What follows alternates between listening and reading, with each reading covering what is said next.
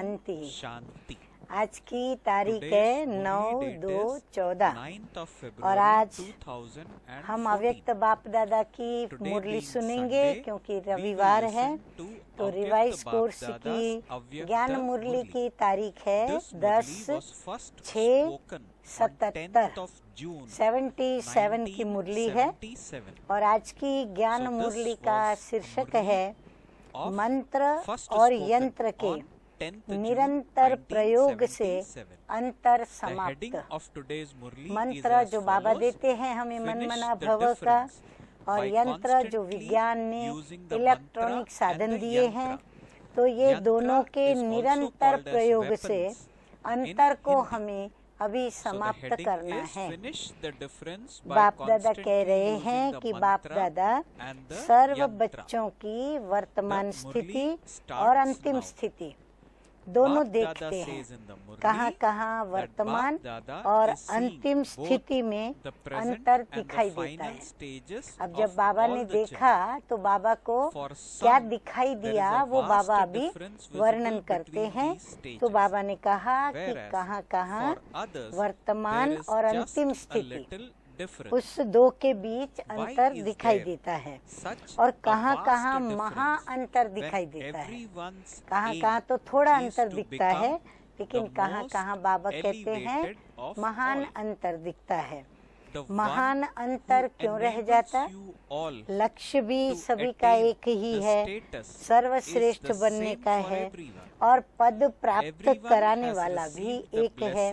समय का वरदान और वरदाता का वरदान भी सभी को मिला हुआ है। पुरुषार्थ का मार्ग भी एक है, ले जाने वाला भी एक है। फिर भी इतना अंतर क्यों हो जाता है? कारण क्या होता है? उस कारण को बाप दादा आज देख रहे थे। वर्तमान समय के प्रमाण मुख्य कारण क्या देखे? बाबा ने मुख्य क्या क्या अभी के समय के हिसाब से क्या देखा? एक तो जो पहले पहले महामंत्र कौन सा मिला है हम बच्चों को? मन मना भव का। तो मन मना भव का वह हम सो देवता बाप दादा द्वारा मिला। जब शिव बाबा ने ब्रह्मा तन में प्रवेश किया तो विष्णु चतुर्भुज का साक्षात्कार कराते हुए यही कहा कि अहम तत्त्वम, यानी जो विष्णु चतुर्भुज है वही तुम हो। तो उस मंत्र को सदा स्मृति में नहीं रखते हो। भक्ति मार्ग में भी मंत्र को कभी नहीं भूलते। भक्ति मार्ग में भी गुरु से मंत्र लिया जाता है। तो जो मंत्र गुरु देते हैं उसको कभी नहीं भूलते। मंत्र भूलना अर्थात गुरु से किनारे होना। मंत्र भूल जाना माना गुरु से दूर हो जाना। फिर उनको डर भी रहता है कि हम गुरु से दूर हो जाएंगे तो हमारा क्या होगा, तो ये डर भी रहता है। लेकिन बच्चे बनने के बाद क्या कर लिया? भक्तों माफिक डर तो निकल गया। हाँ, हम बाबा के बच्चे बने तो भक्तों को जो अंदर भय रहता है वो भय से तो हम मुक्त हो गए और ही पुरुषार्थ में अधिकारी समझने का एडवांटेज लेकर बाप के दिए हुए मंत्र को, श्रीमत को पूर्ण रीति से प्रैक्टिकल में नहीं लाते। और ही बाबा कहते हैं पुरुषार्थ में अपने को क्या समझते कि हम अधिकारी बच्चे हैं, तो इसीलिए अधिकारी को सब कुछ करने को हक है। तो उसका एडवांटेज उठाते हुए बाबा कहते हैं श्रीमत का पूर्ण रीति से प्रैक्टिकल में पालन नहीं करते। एक तो मंत्र को भूल जाते, दूसरा मायाजीत बनने के जो अनेक प्रकार के यंत्र देते हैं उन यंत्रों को समय पर कार्य में नहीं लाते। अगर ये दोनों बातें, कौन सी?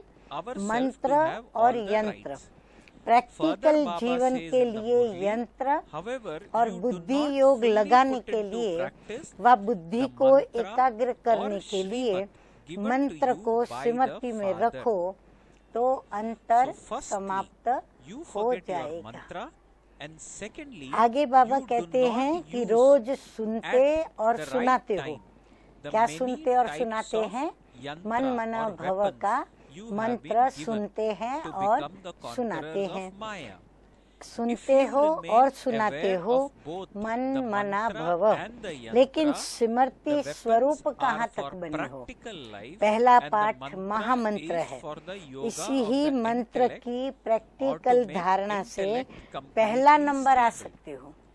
पहला पाठ बाबा कहते हैं महामंत्र है। हम सो हम, परंतु हम सो कौन? जैसे बाबा ज्ञान के सागर है, ऐसे मैं भी मास्टर ज्ञान स्वरूप हूँ। तो बाबा कहते पहला तुम्हें यही महामंत्र मिला है, और अगर उसकी प्रैक्टिकल धारणा की कि मैं आत्मा हूँ और मैं सर्व गुणों के अंदर संपूर्ण हूँ और सर्व शक्तियों से संपन्न हूँ, तो बाबा कहते पहला नंबर ले सकते हो।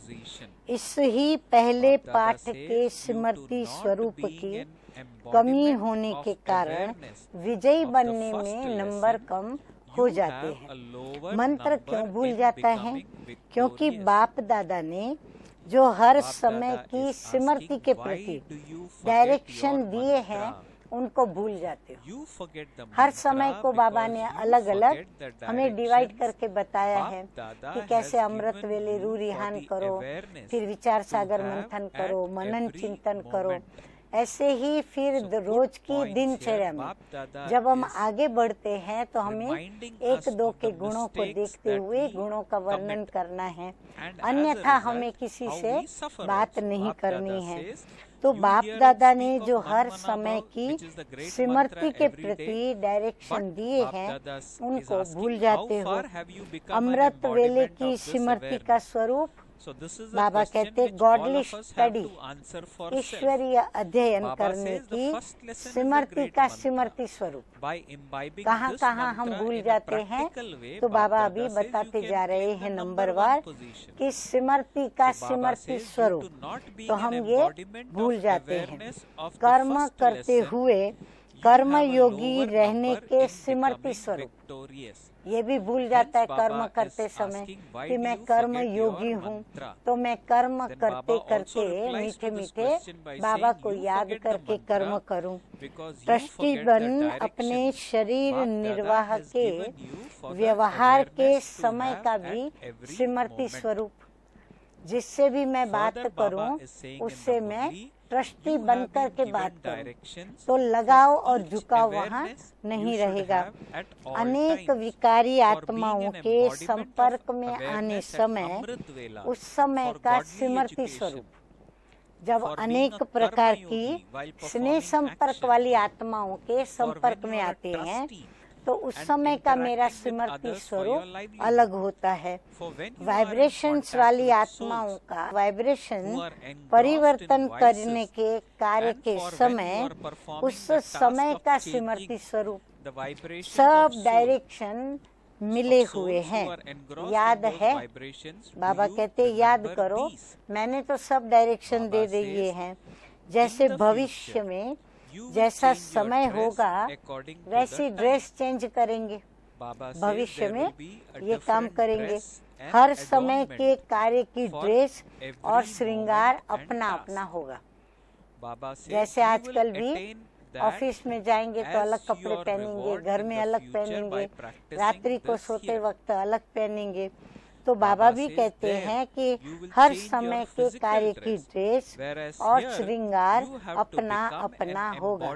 तो ये अभ्यास यहाँ धारण करने से भविष्य में प्रारब्ध रूप में प्राप्त होते हैं। कौन सा संस्कार? कि हम हर एक को भाई भाई की दृष्टि से देखें और हर कार्य की ड्रेस और श्रृंगार अलग अलग है, तो हम अपनी स्थिति को भी ऐसी अलग बनाएं।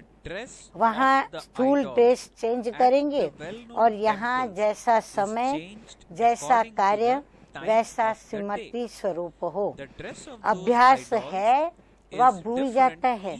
इस समय के आपके अभ्यास का यादगार भक्ति मार्ग में भी जो विशेष नामी ग्रामी मंदिर हैं, वहाँ भी समय प्रमाण ड्रेस बदली करते हैं।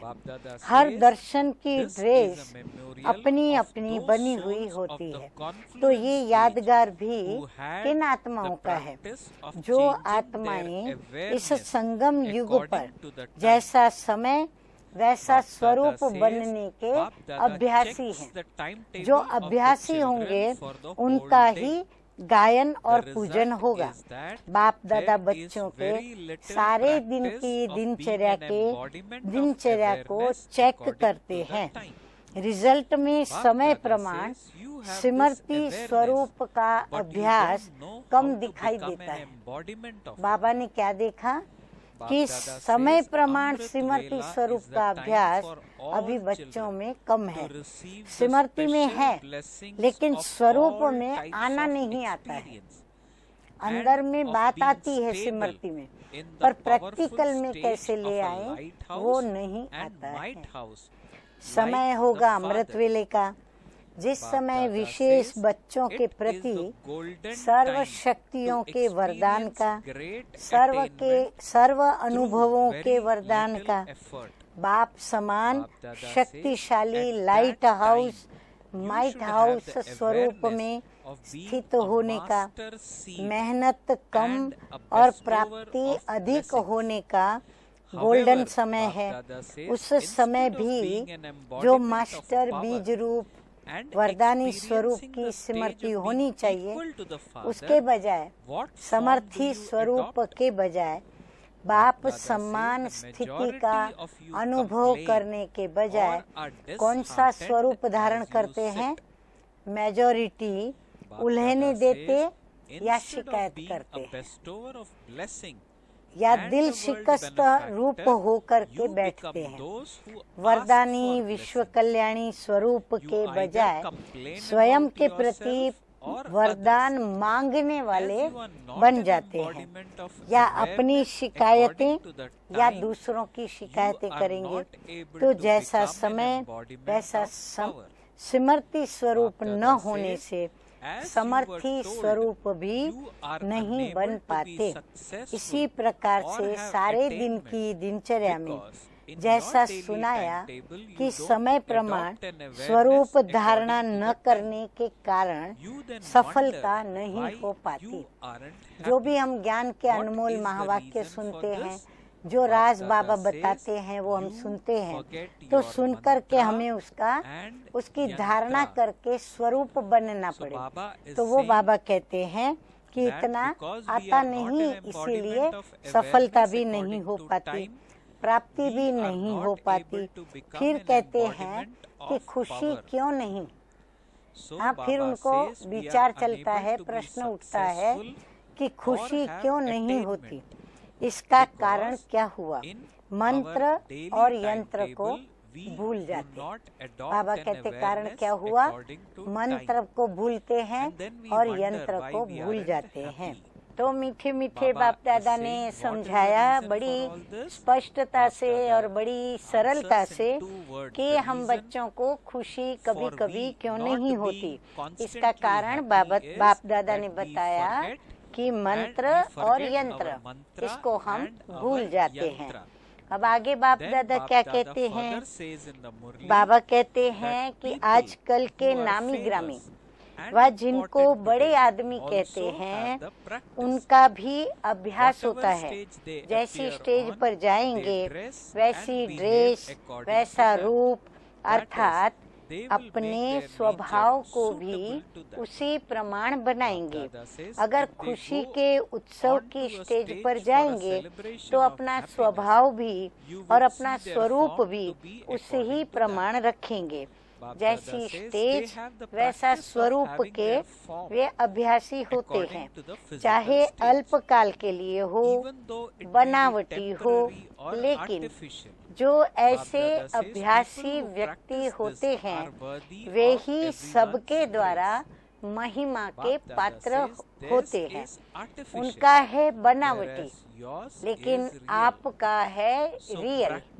उनको बनावटी रूप अपना धरना पड़ता है, परंतु हम बच्चों को तो मीठे मीठे बाप दादा प्रैक्टिकल में धारणाओं के आधार पर ऐसा हर्षित मुख और हर्षित मुखता के गुण रियल धारण कराते हैं।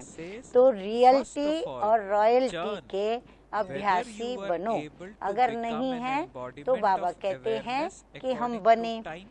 जो हो, जैसे हो, जिसके हो, उस स्मृति में रहो। देखो कितनी बाबा ने हम बच्चों के दिल की बात कही है। हम बच्चे भी कई बार हम अपनी कई कमजोरियों से या तो फिर हम कई बार अपनी लघुता ग्रंथि में आकर जब सोचते हैं तो हमें लगता है कि हम कैसे हैं, बाबा ने हमें कैसे पसंद किया। तो बाबा कहते हैं नहीं, जो हो, जैसे हो, जिसके भी हो, बाबा ने पसंद किया है तो उस स्मृति में रहो। पहले मनन करो कि हर समय वैसा स्वरूप रहा, यानी जैसी परिस्थिति, जैसा समय, वैसा हमने अपना स्वरूप रखा। अगर नहीं तो फौरन अपने को चेक करने के बाद चेंज करो। कर्म करने के पहले स्मृति स्वरूप को चेक करो, कर्म करने के बाद नहीं करो। हम अक्सर करके क्या होता है हम लोगों का कि कर्म हो जाता है, बाद में हम सोचते हैं कि काश हम ऐसे नहीं करते, काश हम ऐसे करते, यदि हम ऐसा करते तो ऐसा होता। तो बाबा कहते कर्म करने के बाद नहीं करो। कहीं भी कोई कार्य अर्थ जाना होता है तो जाने के पहले तैयारी करनी होती है, न कि बाद में तैयारी करनी होती है। कहीं भी समझो, आज हम मधुबन में बाप दादा से मंगल मिलन मनाने जाते हैं, तो मंगल मिलन मनाने जब जाते हैं तो हम तैयारी पहले करेंगे ना, बाद में तो नहीं करेंगे। तो बाद में तैयारी नहीं की जाती। ऐसे हर काम करने के पहले स्थिति में स्थित होने की तैयारी करो। करने के बाद सोचने से कर्म करने की प्राप्ति के बजाय पश्चाताप हो जाता है। ये तो हम सभी का बहुत ही अनुभव है। तो द्वापर से प्राप्ति के बजाय प्रार्थना और पश्चाताप किया। देखो कितनी अच्छी बात बाबा समझा रहे हैं कि द्वापर किससे क्या किया, प्राप्ति के बजाय, माना प्राप्ति की खुशी मनाने के बजाय प्रार्थनाएं की और पश्चाताप करते रहे। लेकिन अभी प्राप्ति का समय है, तो प्राप्ति का आधार हुआ जैसा समय वैसा स्मृति स्वरूप। अब समझा कमी क्या करते हो। जानते तो सब हो, जानने में तो जानी जाननहार हो गए, लेकिन जानने के बाद है, जानने के बाद है चलना और बनना। अगर कोई भी विस्मृति के बाद किसी को भी नॉलेज दें कि ऐसे नहीं करो व ऐसे नहीं करना चाहिए, तो क्या उत्तर देंगे? यही कहेंगे कि हम सब जानते हैं जो आप भी नहीं जानते। सामने से हमको यही बताएंगे। तो हर पॉइंट के जानी जाननहार तो बन गए हो ना, लेकिन जानी जाननहार कमजोर कैसे होते हैं? जानी जाननहार तो कमजोर नहीं हो सकता, तो कैसे होता है? इतना कमजोर, बाबा कहते हैं इतने कमजोर जो समझते भी हैं, जानते हैं, समझते हैं न करना चाहिए, समझते हैं कि नहीं करना चाहिए, फिर भी कर रहे हैं, मतलब जोर चलता ही नहीं अपना। तो जानने में तो नंबर 1 है ही, अब चलने में नंबर 1 बनो। बाबा कहते जानने में तो नंबर 1 हो गए, अब प्रैक्टिकल चलने में नंबर 1 बनना है। समझा? अब क्या करना है? सुनना और स्वरूप बनना। हाँ, बाबा अभी अंडरलाइन करा रहे हैं कि अभी क्या करना है, सुनना है। जैसा ही सुना, जो सुना तुरंत हमें वैसा स्वरूप बनना है। हर एक सप्ताह समय के प्रमाण स्मृति स्वरूप बनने की प्रैक्टिस करना। देखो बाबा समय भी दे रहे हैं कि हर समय एक स्मृति या एक स्वमान को लेकर के हम एक सप्ताह प्रैक्टिस करें, अभ्यास करें, क्योंकि एक ही दिन में नहीं होगी, इसके लिए थोड़ा समय देना पड़ेगा। तो बाबा भी कहते हैं एक सप्ताह समय के प्रमाण स्मृति स्वरूप बनने की प्रैक्टिस करना, प्रैक्टिकल अनुभूति करना। प्रैक्टिकल करना माना उसका अनुभव करना। अच्छा, सदा बाप की याद में रहते हुए हर कार्य को करते हो। अब बाबा हम बच्चों से फिर से पूछ रहे हैं कि बाप की याद में रह करके और हर कार्य करते हो, बाप की याद सहज है या मुश्किल है? मैं नहीं समझती हूँ कोई भी कहेगा कि बाप की याद मुश्किल है। अगर सहज बात है तो निरंतर याद रहनी चाहिए। सहज काम निरंतर और स्वतः ही होता रहेगा। जो काम सहज होता है वो निरंतर और स्वतः ही होता रहता है। तो निरंतर बाप की याद रहती है। याद निरंतर रहना उसका साधन बहुत सहज है। बाबा कहते हैं उसके लिए जो भी साधन है बड़ा सहज साधन है। क्यों? अगर लौकिक रीति से देखा जाए, याद स्वतः ही सहज किसकी रहती है? बाबा कहते हैं अपने जीवन के अंदर देखो, लौकिक में याद सहज और स्वतः ही किसकी रहती है?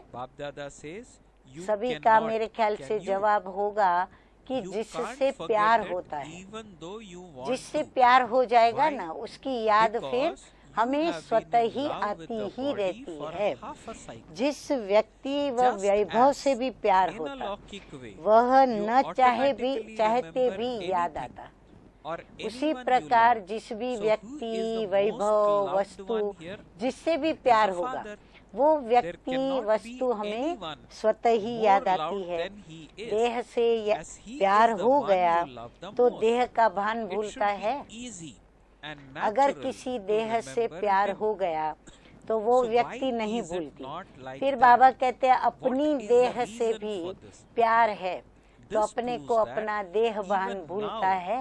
नहीं भूलता, क्योंकि देह से प्यार है तो नहीं भूलता ना, चाहते भी नहीं भूलता।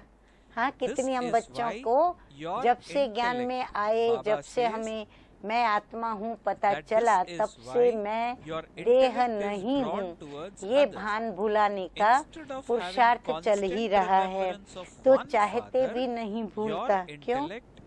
क्योंकि आधा कल्प देह के बहुत प्यारे रहे हो। क्योंकि आधा कल्प से ये देह और देह के देहधारियों से प्यार चलता आया है। जैसे लौकिक रीति भी प्यारी वस्तु व व्यक्ति स्वतः ही याद रहती है। हाँ, कोई वस्तु हमें अगर बहुत प्यारी हो तो वो भी हमें बार बार याद स्वतः ही आती रहती है, व्यक्ति भी याद आती रहती। तो ऐसे ही यहाँ सबसे प्यारे ते प्यारा कौन है? बाप है ना। इससे और कोई प्यारा तो हो नहीं सकता ना। बाबा कहते हैं उससे ज्यादा कोई प्यारा है, हो नहीं सकता। तो प्यारे ते प्यारे होने के नाते से सहज और निरंतर होना चाहिए। फिर तो बाप की याद सहज और निरंतर होनी चाहिए। फिर भी क्यों नहीं रहती? उसका कारण क्या? बाबा कहते पुरुषार्थ करते इतना बाप से प्यार भी है, फिर भी निरंतर याद नहीं रहती, तो उसका कारण क्या?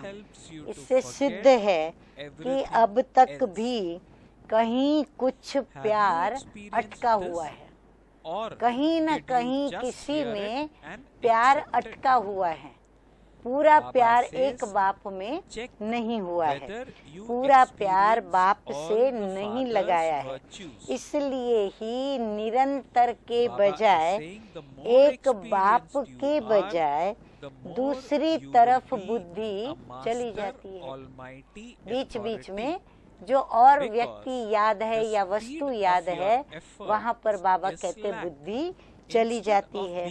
तो प्यारे ते प्यारे बाप के प्यार को पहले अनुभव किया है, रूहानी प्यार का अनुभव भी किया है। रूह है तो रूह का प्यार भी तो रूहानी होगा ना।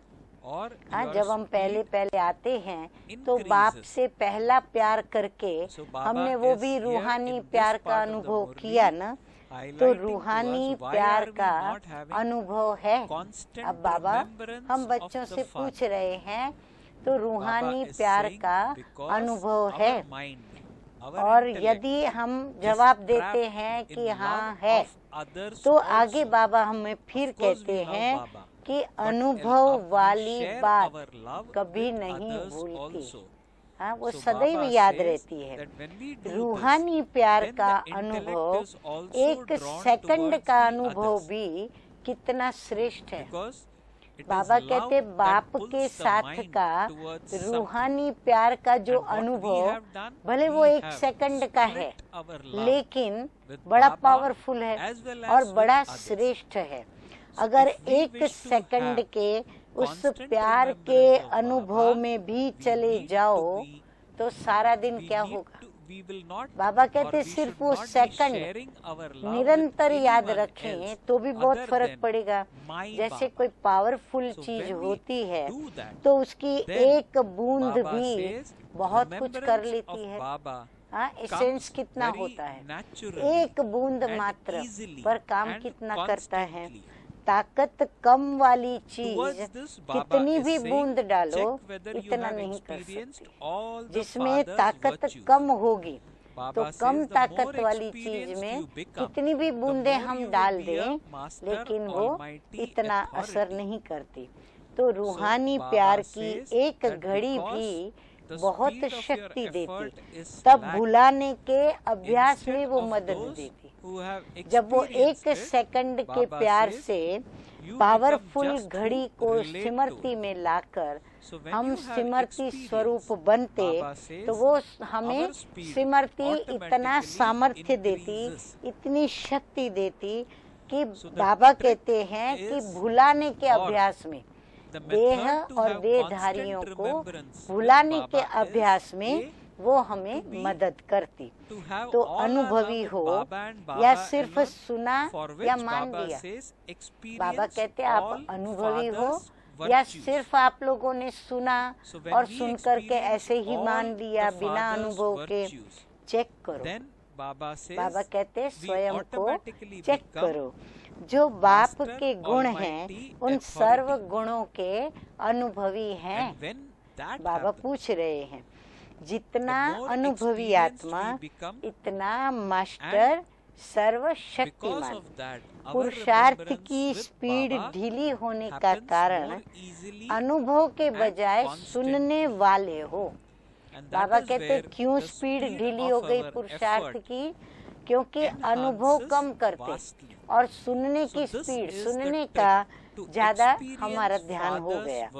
अनुभव में जाने से स्पीड ऑटोमेटिकली तेज हो जाती है। सुनने वालों की स्पीड कम होगी, अनुभव करने वालों की स्पीड बाबा कहते हैं ऑटोमेटिकली क्या होती है, पुरुषार्थ की स्पीड तेज हो जाती है।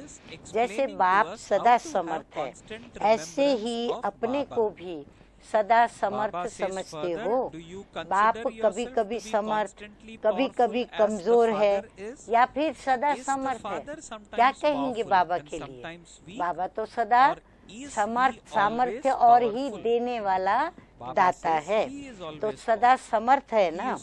तो ऐसा समर्थ है तो सब समर्थी का दान बाप से ले लेते हो। यानी वापस ले लेते हैं। बाबा ने तो हमको दिया, देने के बाद क्या हम बाबा को दे देते हैं। बाप समर्थी स्वरूप अर्थात समर्थी का भी दाता है। तो बच्चों को क्या बनना है? हम बच्चों को भी समर्थ स्वरूप बनना है। तो समर्थी लेने वाले हो या देने वाले हो। अगर हम देने वाले हैं तो दान दे करके हम वापस तो नहीं लेते हैं। बाबा कहते हैं ये भी सोचो, बाप आते ही सर्व अधिकारी बना देते हैं। बाबा हमें सर्व प्रॉपर्टी का अधिकारी बना देते हैं। जब आने से ही सब दे देते तो मांगने की क्या आवश्यकता? देखा जाए तो बाबा हम बच्चों की आवश्यकताओं को पहले से जानते हैं। वास्तव में हमको मांगने की भी जरूरत नहीं। बिना मांगे मिल जाए तो मांगने की जरूरत है क्या? हाँ, बाबा तो हमें बिना मांगे ही देते हैं।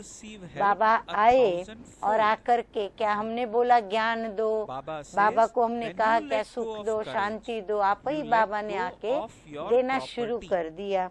मांगने से खुशी नहीं होती। जो चीज मांग कर लेते हैं ना तो उसमें खुशी नहीं होती। ऐसे सोचेंगे मांगा तब मिला ना, अपने आप तो नहीं दिया ना। जब कोई अपने आप स्वतः ही देते हैं तो उसमें खुशी ज्यादा होती है। जिनमें ज्ञान नहीं वे मांगते हैं। बाबा कहते मांगता कौन है? जिनको समझ नहीं वो मांगते हैं कि शक्ति दो, मदद दो। मदद मिलने का रास्ता कौन सा? बाबा ने क्या बताया हुआ है? हिम्मते बच्चे मददे बाप। तो मदद मिलने का रास्ता हिम्मत।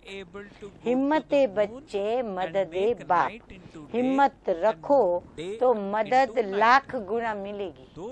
बाबा कहते सिर्फ हिम्मत रखो, बाप तो मदद देने को तैयार है। एक करना और लाख पाना, कितना बड़ा सौदा। और सहज सस्ते में बाप हम बच्चों से सौदा करते हैं। इस हिसाब को तो जानते हो ना। तो हिम्मत कभी छोड़नी नहीं चाहिए। हिम्मत को छोड़ा अर्थात प्रॉपर्टी को छोड़ा, प्रॉपर्टी को छोड़ा अर्थात बाप को छोड़ा। अरे क्या भी हो जाए, कैसी भी परिस्थिति आए, हिम्मत नहीं छोड़नी चाहिए। बाबा कहते हिम्मत को बनाए रखो तो विजय फिर निश्चित रूप से, अभी नहीं तो बाद में, परंतु विजय अंत में हमारी ही होनी है। इस निश्चय में रहना चाहिए। तो हिम्मत नहीं छोड़नी चाहिए। हिम्मत छोड़ी तो सांस छोड़ी। बाबा कहते हिम्मत छोड़ी माना हमने सांस छोड़ दिया, माना हम मर गए जैसे। हिम्मत ही इस मर्जीवा जीवन का श्वास है। इसीलिए आशा कभी भी विजय की छोड़नी नहीं चाहिए, उमंग रखना ही चाहिए। श्वास ही चला जाए तो क्या रह गया बाकी? हिम्मत है तो मूर्छित से सुरजित हो जाएगा।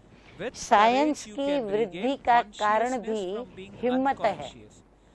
देखो साइंटिस्ट जो होते हैं रिसर्च करते रहते हैं, थकते नहीं हैं। हिम्मत के आधार से चंद्रमा तक पहुंच जाते, दिन को रात और रात को दिन बना देते। हिम्मत रख कर चलने वाले को सहज वरदान प्राप्त हो जाता है। मुश्किल भी सहज हो जाती है, असंभव बात भी संभव हो जाती है। सभी देखते हैं कि ब्रह्मा कुमारियाँ कहती क्या हैं और क्या करती है। इसीलिए जो कहते हो वो करने वाले बनो। भगवान मिला का नारा तो लगाते, लेकिन भगवान मिला तो और कुछ रह गया है क्या? जो उस तरफ बुद्धि जाती है तो सर्व प्राप्तियों का अनुभव सबके आगे दिखाओ। आपका शक्ति स्वरूप अब सभी देखना चाहते हैं। अभी महारथियों को कोई प्लान बनाना है। विघ्न विनाशक बनने का साधन कौन सा है? ड्रामा अनुसार जो होता है, क्या उसको भावी समझ आगे चलते जावे?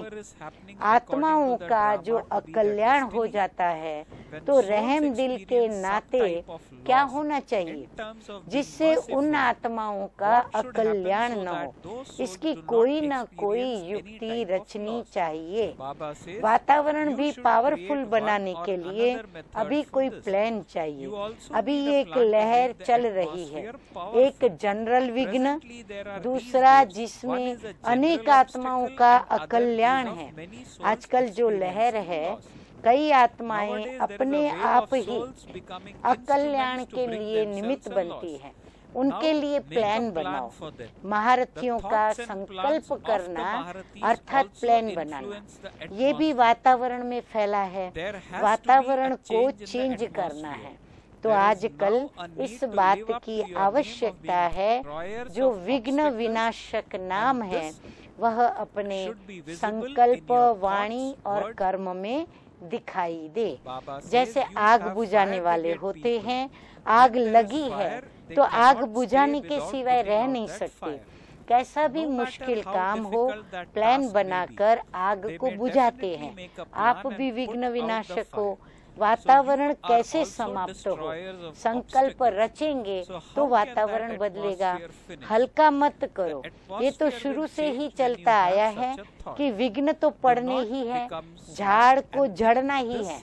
हाँ, पत्ते तो गिरने ही हैं, लेकिन नहीं, विघ्न पड़े हुए को खत्म करो। जैसे कोई स्थूल नुकसान होता हुआ देख छोड़ नहीं देते, दूर से भी भागते हो नुकसान को बचाने के लिए।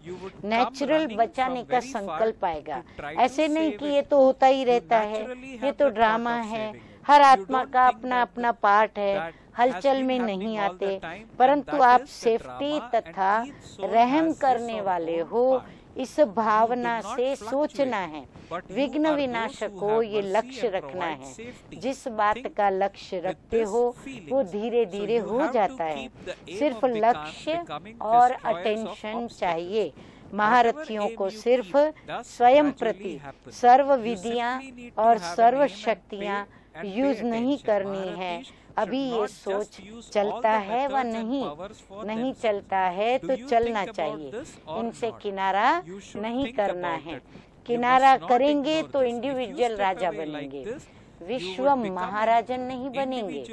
विश्व कल्याण की भावना रखने से विश्व महाराजन बनेंगे। बड़ी राज की बात लास्ट में बाबा ने बता दी। अच्छा वरदान है आज का। विघ्नों को मनोरंजन का खेल समझकर पार करने वाले निर्विघ्न और विजयी भव। विघ्न आना ये अच्छी बात है, लेकिन विघ्न हार न खिलाए।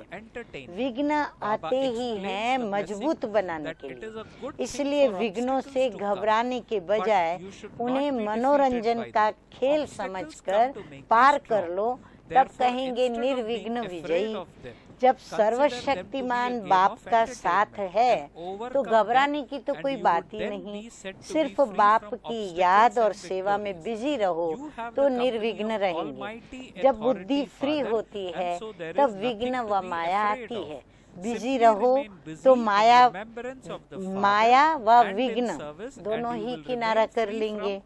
अच्छा स्लोगन है आज का, सुख के खाते को जमा करने के लिए मर्यादा पूर्वक, सुख के खाते को जमा करने के लिए मर्यादा पूर्वक दिल से सबको सुख दो। मर्यादा में रह कर के सुख देना है, यानी श्रीमत के अनुरूप। ऐसे नहीं कि जिस पे रहम नहीं खाना है उस पर भी रहम खा के उसको हम सुख दें। नहीं, ये गलत बात। कोई गलती करता है, माफ करने जैसा नहीं, तो भी हम उसको माफ करके और हम चलाएं नहीं। हमें उनको महसूस कराना है और फिर चलाना है। तो बाबा कहते मर्यादा पूर्वक दिल से सबको सुख दो। अच्छा मीठे मीठे सिकिलधे बच्चों प्रति माता पिता बाप दादा का याद प्यार और गुड मॉर्निंग। रूहानी बाप की रूहानी बच्चों को नमस्ते।